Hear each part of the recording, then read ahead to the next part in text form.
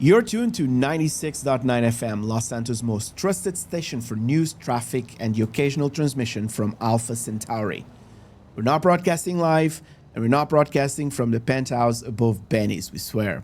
Even though the air smells a little bit like brake fluid and a little too much like government overreach. That's right, we're talking about the UK Online Safety Act in today's show. Hello everyone, and thanks very much for tuning in. My name's Bishop, and I'm your host, part-time narrator, full-time liability. This is your friendly reminder that the 710 cap moonlights as engine oil container. So here's the situation. The UK's Online Safety Act is shifting into gear, and it's this shiny new set of rules designed to make the internet safer. And it's packing more ID checks than a Vespucci nightclub on a Friday night, I tell you.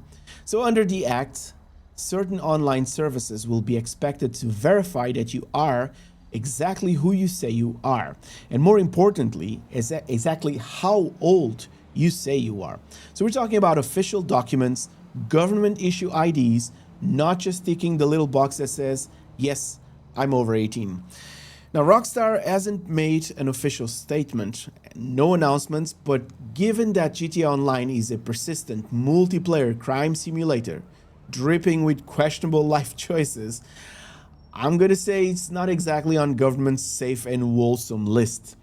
And if pressure comes down from the UK regulators, I'd say Rockstar could be pushed into implementing strict age checks for access.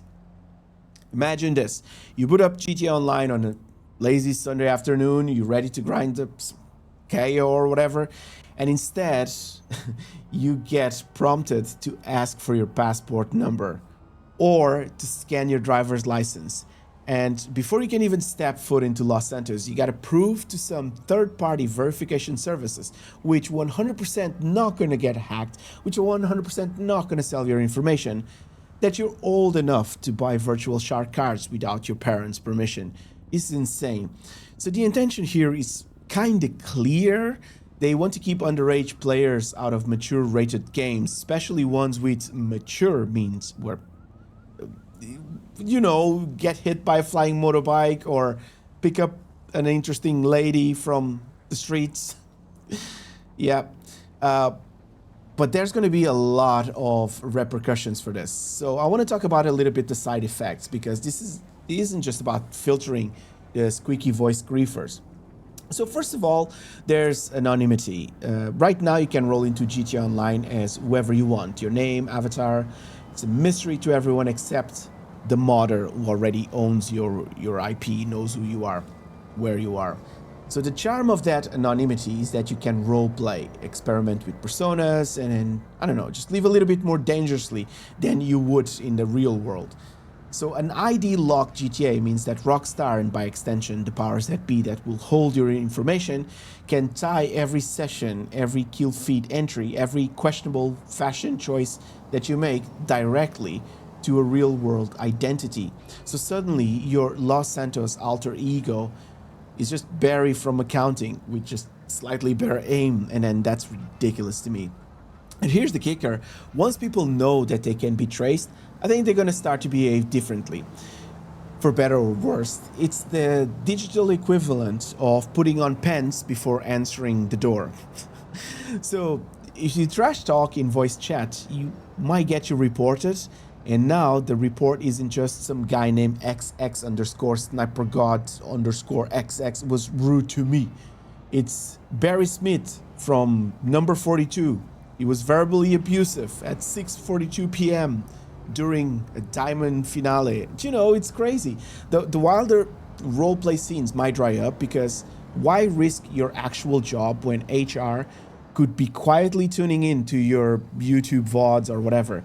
And the chaos that kind of fuels GTA Online's personality could start to smooth out into this bland, well-behaved theme park version of itself. Lemonade? Yes, please. Do you guys remember this reference? Drop me a comment if you do. Now, here's the silver lining, or at least a slightly less stormy cloud. The 12-year-olds screaming into their headsets might finally disappear from public lobbies. You won't have to mute half the player list before running into a single VIP mission. But let's be honest, decay is not going to vanish. And I think it's just going to age up. Instead of a kid trying to sticky bomb your cargo, I think you're going to have, I don't know, 43-year-old insomniac accountant with caffeine addicted problem and a patience of a saint. And I think they're going to be far more committed to ruining your night, I'd say so. So if you think that this is just about keeping little Timmy out of the casino, think again, man, because some people believe this isn't just a UK government move, and it could be part of something bigger, not entirely terrestrial. So we're not saying that the UK government is secretly working with the Galactic Federation here, but we're just saying that if a certain mothership happened to park itself over Westminster, nobody in Parliament would be surprised. You see, some folks believe that this whole age verification push, it's about a little bit more than just protecting children. It's actually not about protecting children at all. It's a dry run, like some sort of warm-up for full-blown population tagging. Think about it. Once every gamer in Los Santos has handed over their name, date of birth, and flattering photo from their driver's license, we basically got a nice, tidy database of Earth's most unpredictable citizens. Exactly the kind of thing you'd want if you were planning an interstellar census or a planetary takeover. And then the Mach 2 pilots are going to be grounded. I know I pronounced it weirdly. The first casualties of this new order are going to be the Oppressor Mark II pilots. Not because Rockstar's nerfed the homing missiles at some stage, but because they couldn't get their paperwork approved in time. Imagine the skies over Los Santos, clear, peaceful, with only the occasional bleep from a Frogger. Or some pool soul, I don't know, trying to outrun a bounty in a Sanchez or something. I think it's going to be nice and quiet until you realize that it's not freedom keeping the peace, it's bureaucracy.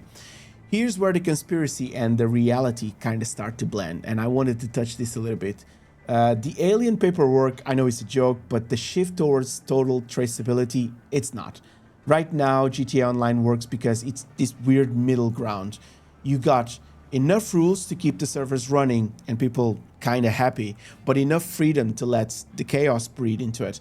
The moment every action is tied to a verified real-world identity, I think that whole chaos is going to start to shrink. So you're not Razor Fang anymore, you're Darren from Croicon, who happens to own a nightclub in-game, and Darren knows that if he racks up too many in-game harassment reports, is not just risking a ban, is risking some awkward questions the next time he applies for a job. And I think that's a slippery slope here, folks. Today's just it's age verification for safety, and tomorrow it's going to be this biometric login to make sure you're not sharing your account. Next week, a government-approved whitelist of games you're allowed to play. And I think it sounds a little bit far-fetched, but so did everyone carries a GPS tracker in their pocket. This was 20 years ago, and now everyone has a phone, you know? And if GTA Online becomes this ID locked, it's not just a game mechanic change. I think it's a signal, some sort of test run for how much control people are willing to hand over in exchange for the promise of cleaner lobbies. And I think that's such a gamble. So here's the question to you, dear listeners. If you got this far, is this a good trade? Safer skies, fewer griefers, and a quieter voice chat, but at the cost of you sending your ID, your last shred of anonymity. You're scanning your passport. This is insane. Why would you hand over your ID to keep playing GTA Online? Would you let the government, Rockstar, and maybe a couple well-meaning Martians know exactly who's driving your Toreador? So let me know what you think about this. I would like to discuss it in the next comment section. Until then, this is 96.9 FM, beaming across Los Santos, broadcasting to the stars, and reminding you, keep your documents in order, your oppressor inside a terabyte, and your tinfoil hat within reach. Thanks very much for tuning in. Bish, signing out.